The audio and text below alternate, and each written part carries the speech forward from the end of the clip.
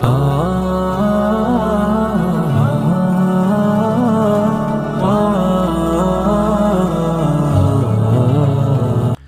پاک صلی اللہ علیہ وسلم نے قیامت کی علامات مختلف مواقع پر بیان فرمائی ہیں کہ قیامت سے پہلے پہلے یہ اعمال ہوں گے۔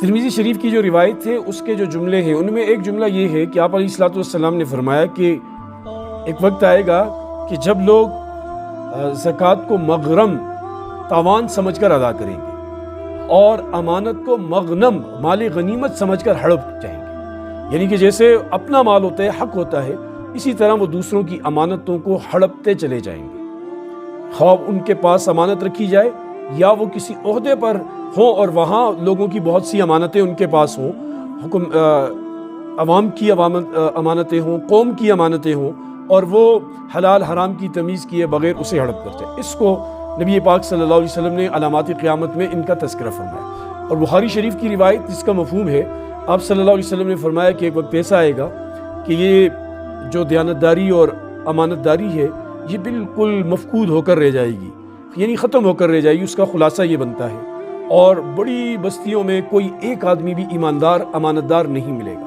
اور پھر کہا جائے گا کہ فلاں جگہ ایک بندہ وہ امانت دار ہے، اور سب لوگ اس کی تعریف کریں گے اور اس کے قصیدے گائیں گے گویا کہ وہ بندہ امانت دار ہے، حالانکہ حقیقت میں اس کے دل میں بھی امانت داری نہیں ہو۔ یعنی اس قسم کا موقع آئے گا، اور یہ بڑا مشکل کام ہے نا بھائی، کہ یہ امانت کو پورا اس کو ادا کرنا، اس کا حق پورا ادا کرنا۔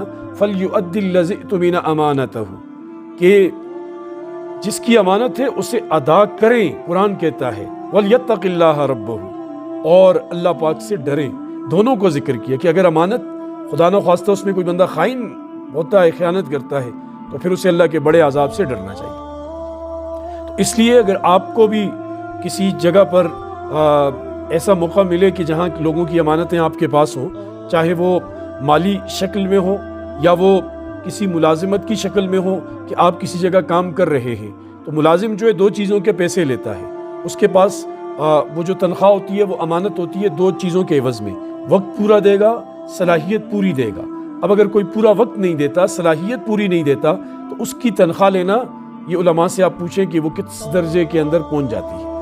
وہ عہدے کی امانت ہو، ملازمت کی امانت ہو، یا مجلس کی امانت ہو، باتیں ہوں، جس کو نبی علیہ السلام نے امانت فرمایا ہے کہ جو مجلس میں جو بات کی جائے وہ امانت ہے، انہیں لوگوں کے سامنے اس کا تذکرہ نہیں کرنا چاہیے۔ اور مشورہ امانت ہے، یہ کافی تفصیل طلب موضوع ہے، لیکن میں آج آپ کو امانت داری کا ایک ایسا واقعہ ذکر کرنے لگا ہوں کہ جسے سن کر آپ حیران رہ جائیں گے، اور آپ بھی داد دینے لگ جائیں گے کہ ایسے لوگ بھی دنیا میں ہوتے ہیں۔ اور پھر اس امانت داری پر اللہ پاک نے جو نوازا، انہیں جو عطا کیا، وہ دیکھ کر آپ عش عش کر اٹھیں گے کہ ایسا ماشاءاللہ اللہ پاک نے اس کے ساتھ سلوک کیا۔ کبھی اللہ دنیا میں بدلہ دے دیتے ہیں تو وہ بڑا ہی اچھا ہوتا ہے، اور بہت سے بدلے تو اللہ نے آخرت میں اپنے نیک بندوں کے لیے بچا کر رکھے ہیں۔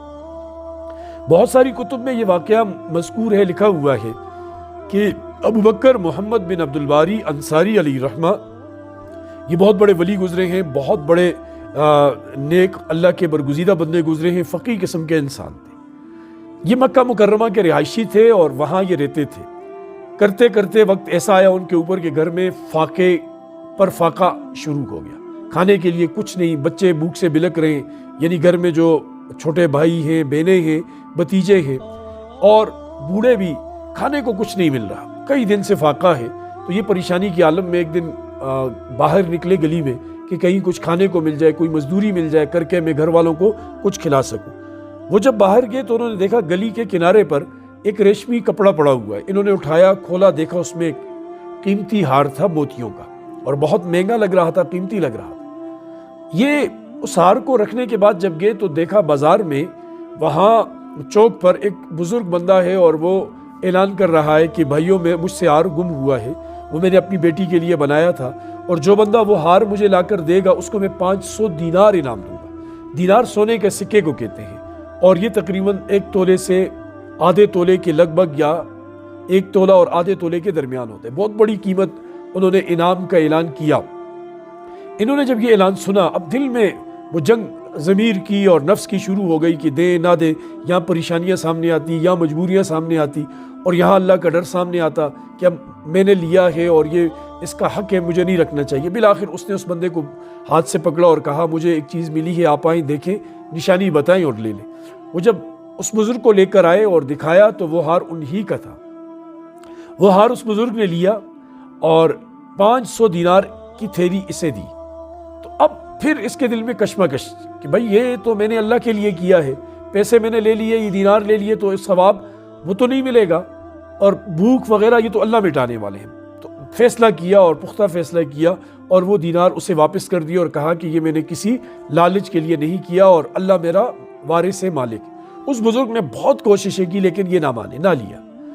کرتے کرتے ایک زمانہ گزر گیا اور کچھ عرصہ گزرا۔ یہ ایک سفر میں جا رہے تھے، بحری سفر میں، کسی علاقے میں کام تھا، اور جب یہ کشتی میں سوار ہوئے، سمندر کے بیچ میں طوفان نے کشتی کو آ لیا اور ایسا زوردار طوفان آیا کہ کشتی الٹ گئی اور ٹوٹ کر تختوں کے اندر تقسیم ہو گئی۔ بہت سارے لوگ اس کے اندر ڈوب کر مر گئے۔ کچھ لوگوں کو تختے ملے اور ان کے اوپر لیٹے اپنے آپ کو بچانے کی کوشش کرنے لگے۔ یہ ابو بکر محمد صاحب بھی ایک تختے کے اوپر لیٹ گئے اور کافی ٹائم تیرتے رہے اور تختہ ایک ساحل کے اوپر آ لگا۔ یہ جب ساحل پہ اترے تو وہاں دور ایک بستی کے آثار نظر آئے، مسجد کا مینارہ نظر آیا۔ وہ ایک جزیرہ تھا جہاں مسلمانوں کی ایک کافی بڑی بستی آباد تھی۔ یہ وہاں چلے گئے، وہاں جا کر مسجد میں بیٹھ گئے اور لوگوں کو پتہ چلا مسافر ہیں، لوگوں نے کھانا وغیرہ دیا، کپڑے وغیرہ، وہ ساری ترتیب۔ تو یہ چونکہ بڑے ہی خوش آواز قاری بھی تھے، اچھا قرآن پڑھتے تھے، تو یہ تلاوت کرنے لگے۔ جب لوگ ان کی تلاوت سنتے تو پورا علاقہ بیٹھ کر سننے لگ جاتا۔ لوگوں نے عرض کی کہ آپ مسافر ہیں، آپ ہمارے امام بن جائیں، ہمارے بچوں کے استاد بن جائیں، انہیں پڑھائیں، سکھائیں، نماز پڑھائیں، ہمیں آپ کی ساری ضرورتوں کے امین ہمیں، ذمہ دار ہیں۔ تو اس طرح یہ ان کے امام بن گئے اور لوگ ان کی ضرورتیں پوری کرنے لگے۔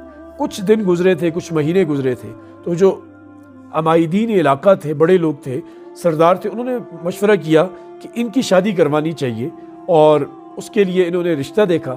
پھر ان کے پاس آئے ابو بکر محمد کے پاس اور ان سے کہنے لگے کہ ادھر ہمارے ایک بزرگ تھے، بہت بڑے ولی تھے اللہ کے، بہت نیک انسان تھے، اور وہ ان کا انتقال ہوا ابھی کچھ عرصہ پہلے، ان کی بیٹی ہے، بہت نیک ہے، ہم آپ کی شادی اس سے کرواتے ہیں۔ بالآخر باتیں ہونے کے بعد شادی طے ہوئی، نکاح ہوا، رخصتی ہوئی، اور جب وہ ان کی زوجہ ان کے گھر میں آئی تو یہ اسے دیکھتے ہی رہ گئے۔ تو اب وہ اہلیہ نے پوچھا کہ آپ کیا اتنا غور سے دیکھ رہے ہیں؟ انہوں نے کہا میں آپ کو نہیں، آپ کے گلے کے اندر اس ہار کو دیکھ رہا ہوں کہ یہ ہار۔ انہوں نے کہا کیوں، ہار کو کیوں دیکھ رہے؟ تو انہوں نے بتایا کہ یہ پورا قصہ ان کے سامنے ذکر کیا کہ اس طرح میری مجبوری تھی اور یہ ہار مجھے ملا تھا۔ تو اس لڑکی نے کہا وہ میرے والد تھے۔ پھر جب اس بات کا شہرا گاؤں میں ہوا، لوگوں کو پتہ چلا، تو یہ جو بزرگ تھے یہ اپنی محفل میں، مسجد میں، بازار میں، گیدرنگ میں، رشتہ داری میں یہ کہا کرتے تھے کہ اس طرح مکہ میں مجھے ایک نوجوان ملا تھا، بڑا دیندار، نیک، میری خواہش ہے کاش وہ مجھے دوبارہ مل جائے، میں اپنی بیٹی کی شادی اس سے کرا دوں۔ تو اللہ پاک نے دیکھی کیسا نظام کیا کہ ان کی اس دعا کو قبول کیا، اس بندے کو یوں در کشتی میں، اور جہاں یہ آنا نہیں چاہتا تھا وہاں تختے کے ذریعے یہاں تک پہنچایا، اور جو ہار انہوں نے دوسرے کی امانت سمجھ کر دیا تھا اللہ نے وہ بھی اسے دے دیا، اور پھر پورا ماشاءاللہ ان کی زندگی بنا کر رکھ دی۔ یہ تھوڑا مشکل کام ہوتا ہے، بندہ کر دیکھے تو یقین جانے بڑی خوشی ہوتی ہے، اور اللہ پاک بہت نوازتے ہیں۔ ابھی انڈیا میں غالباً آس محمد یا راس محمد نام کا ایک بندہ ہے، وہ مودی نگر کا رہائشی ہے غالباً، میں نے خبر میری نظروں سے گزری تھی، اور وہ ای رکشہ چلاتا ہے، وہاں 400-500-600 روپے بڑی مشکل سے کما پاتا ہے۔ اسے ایک بیگ ملا جس کے اندر 25 لاکھ روپے انڈین کرنسی تھی، جو پاکستانی میرے خیال سے کوئی 75 لاکھ کے لگ بھگ بنتے ہیں، اور وہ اس نے لے جا کر وہ تھانے میں دے دی، اپنے بیٹے کو ساتھ لیا یا بیٹے کے دوست کو لیا، اور پھر اب انڈیا میڈیا پر اس کے بڑے چرچے ہیں، علاقے میں وہ بطور ہیرو کے قسم کے مشہور ہو گیا ہے، اور لوگ اس کی بڑی قدر کرتے ہیں۔ اب ظاہر ہے اس کے لیے آگے زندگی آسان ہو گئی، جہاں وہ جائے گا اس کی اولاد جائے گی، لوگ اس کے لیے وہ عقیدت کی نظر سے انہیں دیکھیں گے، ان کی پڑھائی آسان، ان کا جو زندگی کا جو رکھ رکھاو ہے وہ سارا اللہ پاک نے آسان کر دیا۔ اللہ ہمیں بھی سمجھ کی عمل کی توفیق نصیب فرمائے۔